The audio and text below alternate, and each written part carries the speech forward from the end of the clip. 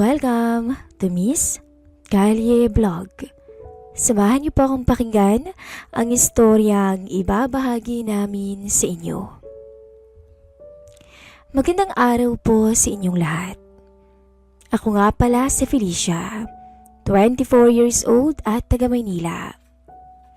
Isang buwan pa lamang simula nung kinasal ako at ang asawa kong si Eric. Pagkatapos ng isang araw simula nung ikasal kami, ay lumipat na kami rito sa Maynila para dito magtrabaho. Plano kasi namin ng asawa ko na mag-ipon para makapagpatayo na kami ng aming sariling bahay. Nangungupahan lang kasi kami noon sa probinsya. At pati na rin dito sa tinitirahan namin sa Maynila, ay nangungupahan lang din kami sa pinsan ng asawa ko. 2 linggo na ang nakararaan nang matanggap ako sa isang bangko bilang isang bank teller. Maayos naman ang trabaho ko roon. Bukod sa maganda ang sahod, ay mababait din ang aking mga katrabaho. Marami na kaagad akong naging kaibigan sa kanila kahit bago pa lang ako. Hinahatid ako ng mister ko araw-araw sa trabaho. Pagdating naman sa hapon kapag uwian na namin, ay sinusundo niya rin ako. Sabay lang ang pasok namin. Ako sa bangkong pinagtatrabahuhan ko at siya naman ay sa eskwelahan na pinagtatrabahuhan niya. Teacher kasi ang asawa ko. Tapos sa hapon naman ay madalas siyang nauunang umuwi sa akin. Kaya naman nasusundo niya ako. 1 buwan pa lang kaming kasal ni Eric. Pero pinaplano na kaagad namin na bumuo ng pamilya. Walang gabi na hindi kami sumubok sa kama. Pero hanggang ngayon ay wala pa ring balita. Hindi naman sa nagmamadali kami ni Eric. Sadyang excited lang talaga ako na magkaroon ng baby. Ito kasi ang pangarap ko simula noong bata pa ako. Ang magkaroon ng sarili kong pamilya na susuportahan ko sa abot ng aking makakaya. Ahan, nagluto na ako ng lunch nating dalawa. Bumili rin ako ng prutas na paborito mo, sabi ni Eric sabay bigay sa akin ng isang lunchbox. Mas maagang gumigising ang mister ko para siya ang magluto ng umagahan naming dalawa at maging ang tanghalian na rin namin. Pwede naman kaming bumili na lang ng pagkain sa kanya-kanyang trabaho. Pero ang sabi ni Eric ay siya na lamang daw ang magluluto. Kahit sa pagluluto na lamang daw ay magawa niya para sa akin. Isa rin yun sa nagustuhan ko sa aking mister. Magaling siyang magluto. Matamis akong ngumiti kay Eric. Thank you, hon. Adobong manok ang niluto mo, di ba? Paniguradong magkakabilbil na ako nito. Sagot ko. Paboritong-paborito ko kasi talaga ang pagkakaluto niya ng adobo. Nakuhan. Okay na rin ang tumaba ka para walang ibang magkagusto sa'yo sa opisina. Teka, ayos ka na ba? Mag-aalas 7 na. Kailangan na nating umalis para hindi tayo mahuli sa trabaho. Paalala niya. Totoo naman ang sinabi ng asawa ko. Kahit doon ba man, marami nang nagtatangka sa aking manligaw. Kahit na alam nilang may nobyo na ako noon, ay panay pa rin ang pagpapapansin nila sa akin. Marami rin kasing nagsasabi na malakas daw ang appeal ko sa mga lalaki, lalo't sexy raw at maganda ako. Kahit nasa 5'3" lang ang height ko, ay bawi naman daw sa itsura. Tumango ako sa asawa ko at inaya na siyang umalis. Mayroon kaming sarili naming motor at yun ang ginagamit namin na sasakyan para sa trabaho. Katulad sa nakagawian, hinatid muna ako ni Eric sa trabaho ko bago siya dumiretso sa eskwelahan.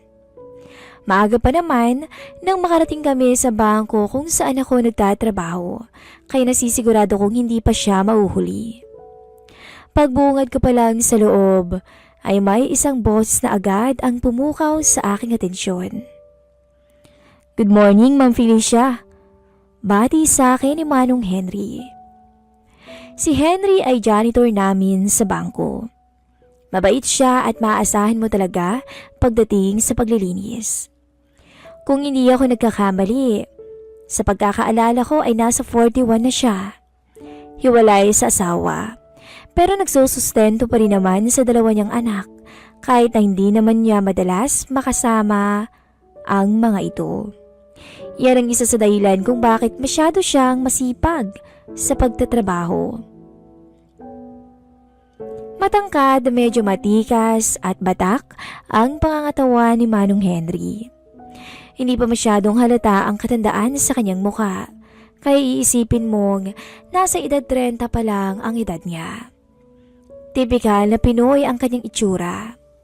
Kayumanggi ang balat, matangos ang ilong, pero malapit nang magkulay itim o malapit nang magkulay itim ang mga labi dahil sa laging paninigarilyo. Ang ganda niyo talaga, Ma'am Felicia. Ang swerte talaga ng mister niyo sa'yo. Biro niya habang nagmamop ng sahig. Halos araw-araw ko yung naririnig sa kanya. Alam ko naman na binibiro niya lang ako. Kaya sanay na ako. Tinatawanan ko na lamang siya kada sasabihan niya ako ng ganun. Pero minsan, pansin ko rin na kakaiba ang mga tingin niya sa akin. Lalo na nang mahuli ko siyang nakasulyap sa hita ko. Pero sa oras na yun, ay hindi ko na siya pinansin pa at nagpaalam na akong magtatrabaho na. Paulit-ulit na ganoon ang nangyayari sa mga araw ko sa trabaho. Nung minsan na nag-away kami ni Eric, nang mahuli ko ang text ng isang babae sa cellphone niya, ay madalas na si Manong Henry ang nakakausap ko at napagsasabihan ang problema ko. Hindi lang naman siya ang kaibigan ko sa trabaho. Marami pang iba, pero hindi ko alam kung bakit ang dali-dali kong magtiwala sa kanya. At kung bakit gustong gusto ko ring mag-open sa kanya kapag may problema kami ng asawa ko. O siguro dahil alam ko na may asawa rin siya. Kaya higit kanino man ay siya lang ang makakaintindi sa akin. Madalas niya akong pinapayuhan na sinusunod ko rin naman. Kaya nagkakaayos din kami kaagad ng asawa ko. Ang sabi kasi ng matandang janitor, normal lang naman daw sa mag-asawa yung pagtatalo at may hindi pinagkakaunawaan. Kaya wag daw agad magpapadala sa aking emosyon. Salamat po talaga sa mga payo nyo. Nakakatulong po talaga. Pasasalamat ko sa matanda. Wala yon, iha. Ano ka ba? Hindi ka na iba sa akin. Kaibigan na nga ang turing ko sa'yo. Kapag may problema ulit kayo ng asawa mo, magsabi ka lang ulit sa akin, iha. Tugon niya. Napangiti naman ako at magkakasunod na tumango sa sinabi ng matanda. Pero, isa na siguro sa pinakamalalang away namin ng mister ko ay nang makita ko ang usapan nila ng kasamahan niyang guro sa cellphone. Simula umpisa ng unang mensahe nila ay isa-isa kong binasa talaga. Hindi ako sigurado kung may relasyon ba sila, pero hindi imposible dahil sa palitan nila ng matatamis na salita sa text araw-araw. Nakakapagduda talaga. Iniyakan ko yun at inaway ko talaga ang mister ko. Wala pa kaming 2 buwan na kinakasal pero ganito na kaagad siya. Naglolo ko. Ilang beses ko siyang kinumpronta sa mga nabasa kong text pero paulit-ulit niyang dinedeny yun. Ang sabi niya ay nakikisama lang daw siya sa katrabaho niyang babae. Malakas daw kasi yon sa principal nila. Na kung hindi niya pakikisamahan ay baka mapasama siya sa trabaho na hindi ko naman maintindihan. Hindi ko alam kung bakit kailangan niyang makisama ng ganun dahil lang sa ganung dahilan. Kaya ito na naman ako. Nasa trabaho at tinanggap ang offer na mag-overtime ako.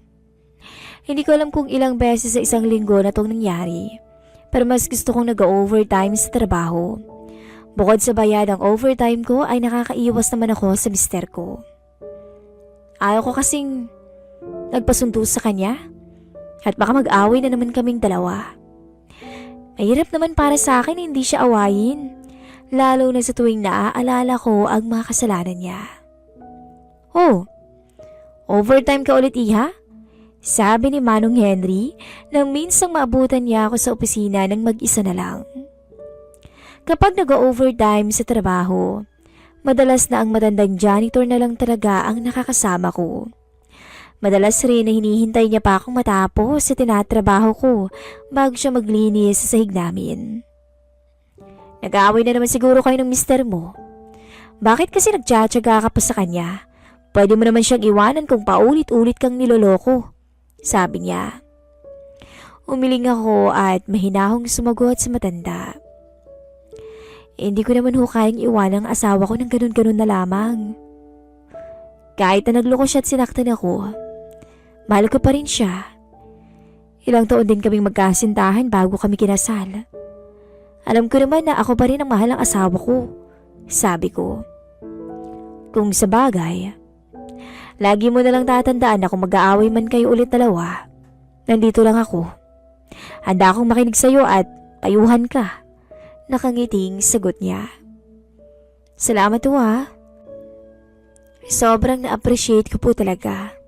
Nakangiting sabi ko. Ngumiti rin ang matandang janitor at hindi ko alam kung anong klase ng demonyo ang bigla na lamang sumapi sa kanya at bigla na lang siyang lumapit sa akin na uupuan ko at saka walang sabi-sabi akong hinalikan. Nagulat man ako sa kanya ay unti-unti rin akong tumugon. Hindi ko alam kung dahil gusto ko lang makalimot sa problema namin ng asawa ko o dahil sadyang nadala rin ako sa matanda. Wala nang tao sa buong floor namin dahil kanina pa nag-uwian ang mga kasama ko sa trabaho maliban sa mga gwardya na nasa labas, nakapwesto. Madilim na rin sa opisina namin at tanging ang ilaw na lang galing sa computer ko at dim light sa bawat sulok ang mababanaag. Kaya't malakas ang loob ko na walang makakapansin sa amin. Tumayo kami ni Henry hanggang sa dalhin ako ng matanda sa isang sulok kung saan madilim at hindi na mahagip ng CCTV. Habang nakasandal sa pader, ay hinayaan ko siyang gawin ang nais niya sa akin. Dala na rin siguro ng pagtatampo ko sa aking asawa kaya hindi na ako tumutol pa sa matandang janitor. Hindi naman sa gumaganti ako sa mister ko.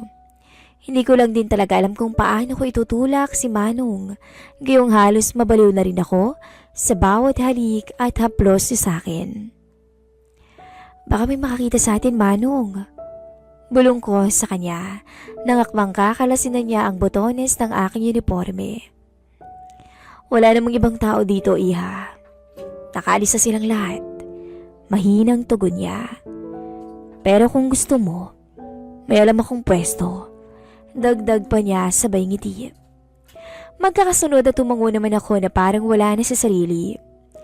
Tila naglaho sa pagkatao ko ang takot na magkasala at napalitan ng kakaibang excitement.